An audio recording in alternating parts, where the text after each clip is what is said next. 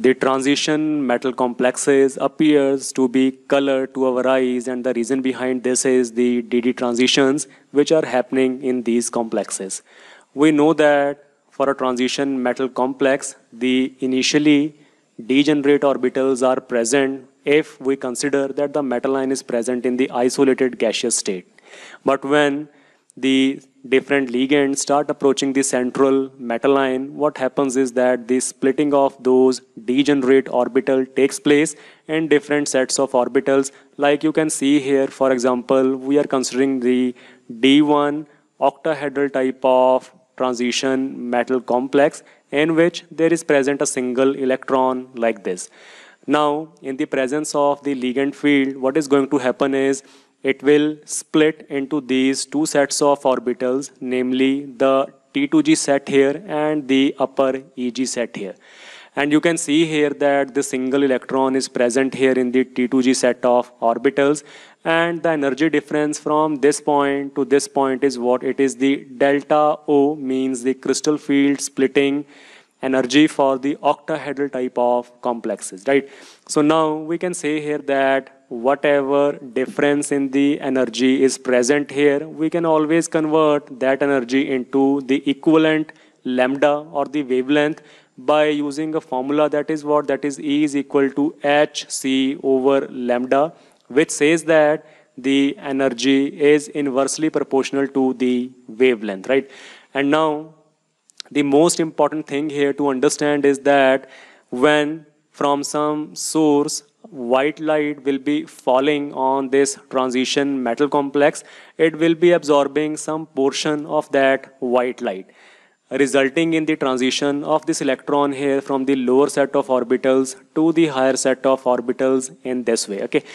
And whatever portion will be, let us say, whatever portion will be absorbed from the white light, that will exactly depend upon the energy difference from here to here, or let us say the wavelength here, right?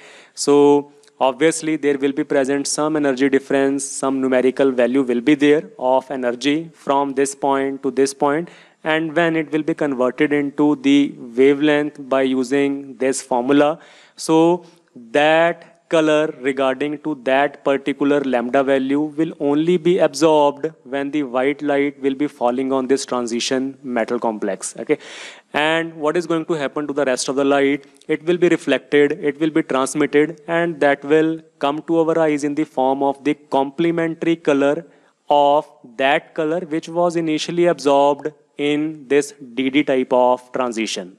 Now what does this mean here? Okay, so let us say for this much amount of energy starting from here to here, let us say the energy is E1, and by using this formula here we calculated the lambda, that comes out to be lambda 1 here. Let me say lambda 1 here, and from this spectrum now let us say that the lambda 1 actually corresponds to this part of the spectrum here. I mean this part of the spectrum which is actually the red type of color.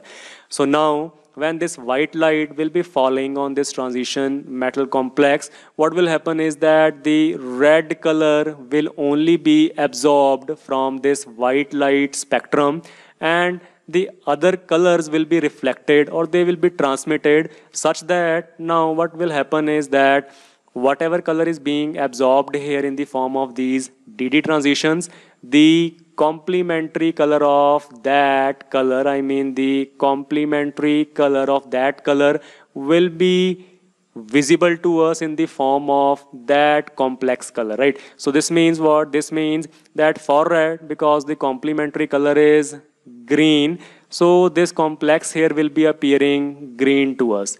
The reason being, from this white light spectrum, I mean from here to here, it is only and only absorbing the red part of this spectrum corresponding to this much of wavelength here, right? So this much wavelength is having some number, and from that some number this part is being absorbed here, and the rest of the light is being transmitted or reflected, such that we will always be seeing the complementary color of that color which is being absorbed here, right? So because for red color the complementary color is green, that is why this transition metal complex here will be appearing green to us, right? So now here is the chart for the complementary colors. You can see because we were talking about the red color in that previous slide that corresponds to a wavelength of 650 to 750 nanometers.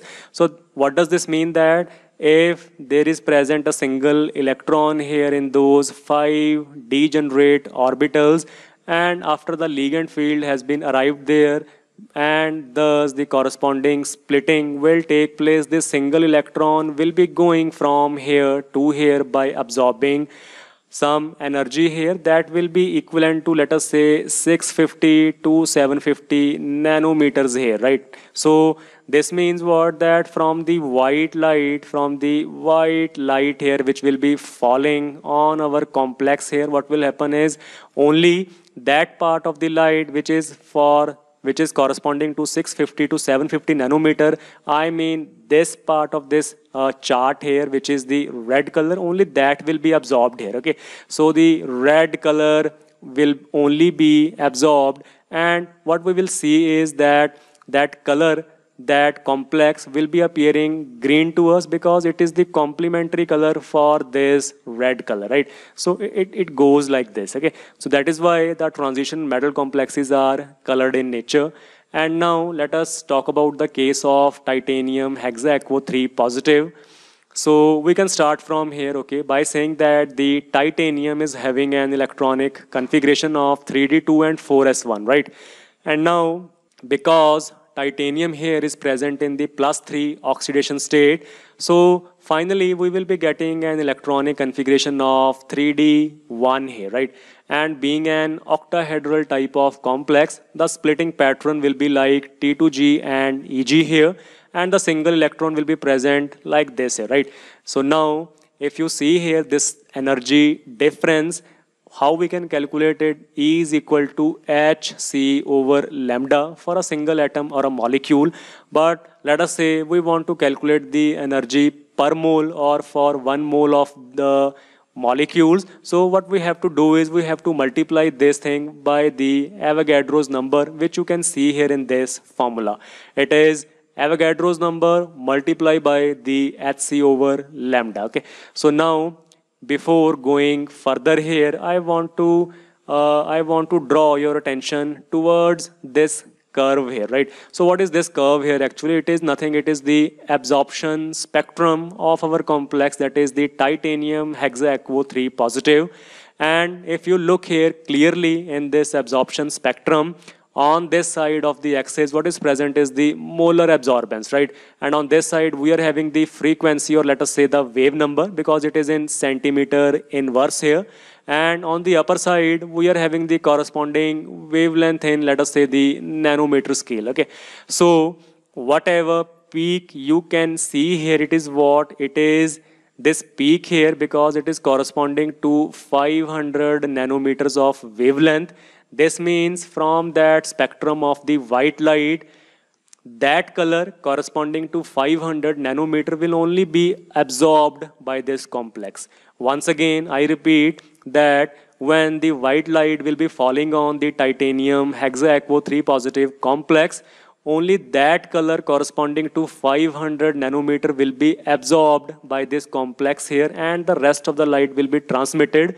So now what is going to happen is that, coming back to this formula here, we can calculate this energy difference by saying that, by putting the values of the Avogadro's number, the Planck's constant, as well as the velocity of light here, divided by the lambda of absorption, which is what? Which is the 500 nanometers, right? So putting the value, that is the maximum lambda for absorption, which is 500 nanometers here, and converting it into the meter scale. So I need to multiply this 500 by 10 raised to the power minus 9, and from nanometer here this will become in meters, right? So finally, if I calculate the energy here, it will come out to be 239 kilojoules per mole. Okay. Now what is the meaning of this thing? This simply means that the energy difference in between the T2G set of orbitals and the EG set of orbitals is what this energy difference is, 239 kilojoules per mole or mole inverse, right? And this much of energy here, if I want to convert this much of energy back into wavelength, what I need to do is I can go for the reverse calculations, and I will see here that the lambda will come out to be 500 nanometers here. Okay, because from this graph here we can see that the peak is coming at 500 nanometers. So this difference here, I mean from here to here, corresponds to an energy of 239 kilojoules per mole or a wavelength of 500 nanometers, right? Okay, you can see here we also have a conversion factor which says that 1 kilojoules per mole is equal to 83.7 centimeter inverse, right? So if we remember this conversion factor, we can even calculate the energy from this wave number here, right? So we can write here 83.7 centimeter inverse, that is equal to 1 kilojoules per mole here. So what will 20,000 be equal to? This will be equal to 1 over 83.7 multiplied by 20,000.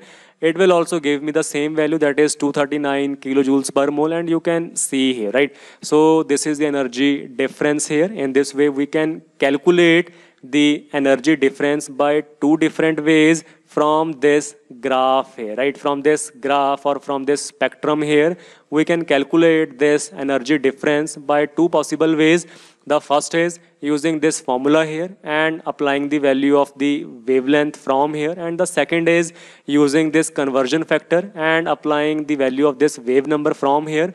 We can calculate the amount of the energy difference between the lower set and the higher set of orbitals. Okay, so now we have something for this titanium hexa-aquo complex. What we know is that the difference in energy from here to here is what it is, 239 kilojoules per mole. This is the energy here, and the wavelength is what? The wavelength is actually 500 nanometers, right? So now this simply means that when white light will be falling here on this complex having a single electron, it will only and only be absorbing that color from that spectrum that is equal to 239 of energy or 500 nanometers of wavelength, right? So let me tell you here that for 500 nanometers, I mean 500 nanometers, the color is what? That is the green color, which will be absorbed only from the white light, right?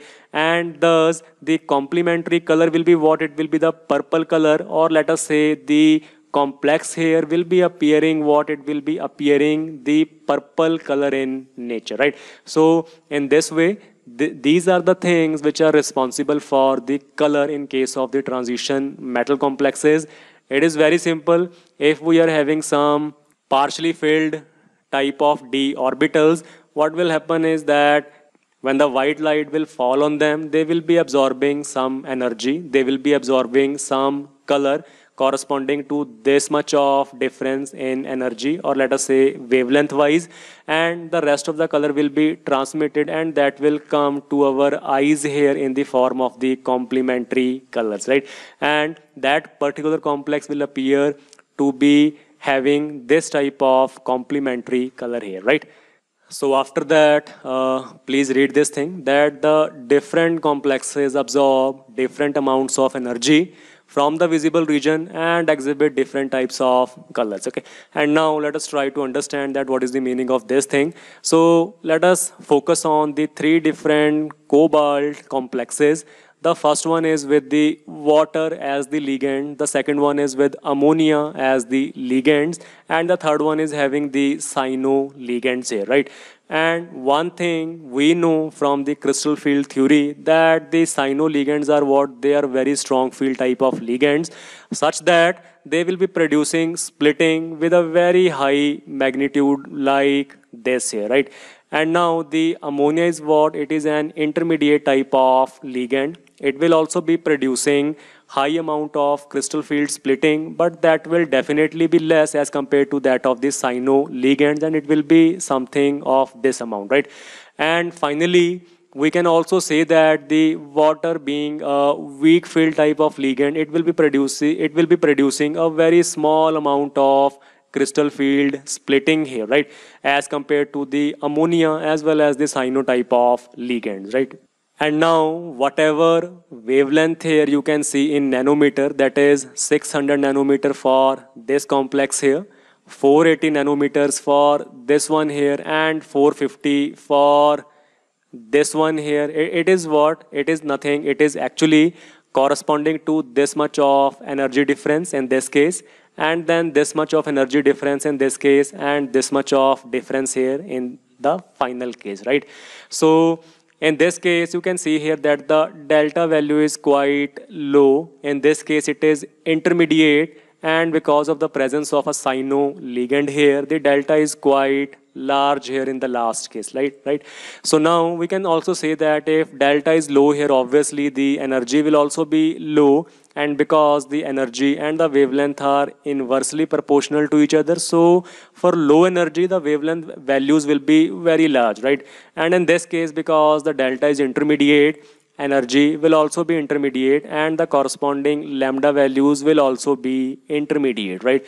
As far as the cyano case is concerned, because the delta values are quite large, so will be the E values, and the lambda values will be very small here, right? And even you can see here, because 600 nanometer is what it is the large values here, and 480 are intermediate, and on going from this side to this side, I mean from here to here, what is happening? The lambda values are decreasing. You can see here from 600 to 480 and then to 450, and the energy values increasing from this much amount to this much here and then to this much here, right? So finally, we can say here that as far as the cobalt hexa aqua complex is concerned, it will be absorbing some portion of the white light that will be exactly from the 600 nanometer of the range here, right? And let me tell you that the 600 nanometer range is what? It actually corresponds to the orange color, okay? And now this complex will be having what type of color? It will be having that color which is complementary to this orange color which is being absorbed here, right? So because the orange color has been absorbed here, what will happen to the rest of the light? It will be transmitted and it will come to our eyes, and what we will see is this color will be appearing as of that color which is complementary to this orange color, and it is what? It is the blue color here, okay? So the cobalt hexa aqua color is having what type of color? It is having this type of blue color, okay?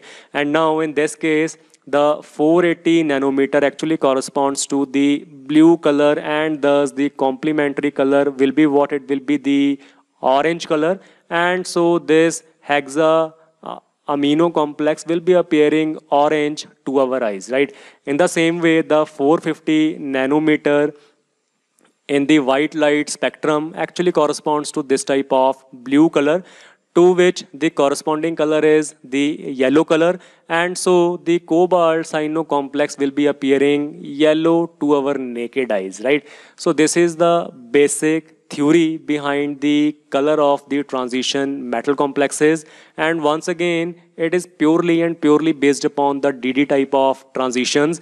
Some portion of the white light will be absorbed, and the rest of the color or the rest of the light will be simply transmitted, and it will come to our eyes such that whatever color has been absorbed during the DD transitions, the complementary color will be visible to us. Okay, next is the case of copper sulfate pentahydrate molecule. It is the hydrated form of copper sulfate, as you can see from these 5 molecules of water.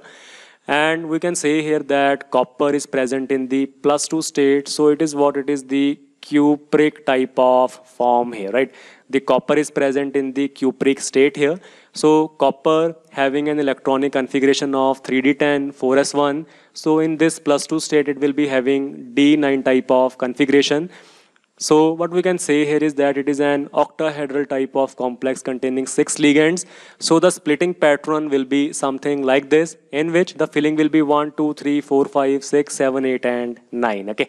So in this case, what happens is that we do not have a single electron, but we do have is a single hole here, right? So these 3 orbitals are completely filled here, right? And in this EG set of orbitals, this orbital is completely filled. And now if we talk about this last orbital, it contains a single electron, right? And there is present a vacant position which can be filled by another electron. So we used to call this thing as what? We used to call this thing as a hole here, right? So in case of this copper sulfate pentahydrate, we will say here that a single hole is present because it is having a D9 type of configuration. Okay, and one very interesting thing here is what, that a single hole is exactly equivalent to a single electron, and it behaves in the same way as does a single electron, right? So what happens is that when some white light will be falling here on the copper sulfate pentahydrate, it will be absorbing some color or some portion from the white light corresponding to this much of energy difference or wavelength, and that is what, that is 580 to 590 nanometers. So this range of the wavelength actually corresponds to the yellow color, right? So when this light here will be falling, it will be absorbing this much nanometer of wavelength, and that is equivalent to this yellow color. So what is going to happen now is that this complex here will be appearing in the form of a complementary color of yellow, which is what, which is the blue color, and that is why the copper sulfate pentahydrate is actually blue in color, because it is absorbing the yellow light here, which is having a wavelength of 580 to 590 of nanometer, right? And now is the case of the cuprous ions. If we start calculating the oxidation state in this case here, it will come out to be +1 here, okay? And that is why I am calling it as a cuprous ion. So based upon the electronic configuration for copper +1, it will come out to be 3d10 here, right? So this means we can say here that the d orbitals are fully filled, and thus no DD transitions are possible because these are fully filled. There is not present any hole here, right? So because of the absence of any type of DD transitions, it will appear to be colorless to our naked eyes, right? And in the last, we have the case of copper sulfate in the anhydrous form. The difference between this copper sulfate and this copper sulfate is what? It is the hydrated form. And now we are talking about the copper sulfate, which is anhydrous in nature, right? So we have just seen that the hydrated form is having a blue color, and what is going to happen in case of the anhydrous form? Let us check it out. In this case, the oxidation state of the copper is +2. So that will give an electronic configuration of 3d9 here, right? But the important thing here is that the ligands are not present here, they are absent. So ligand field will also be absent, there will be no splitting, and all the d orbitals starting from dxy, yz, zx, x square minus y square as well as dz square, they will be having same energy, or they will be degenerate, okay? So because of this thing, the DD type of transitions will not be possible in case of the anhydrous copper sulfate, and as such it will be colorless, right? So this is all about the color of the transition metal complexes. Thank you so much.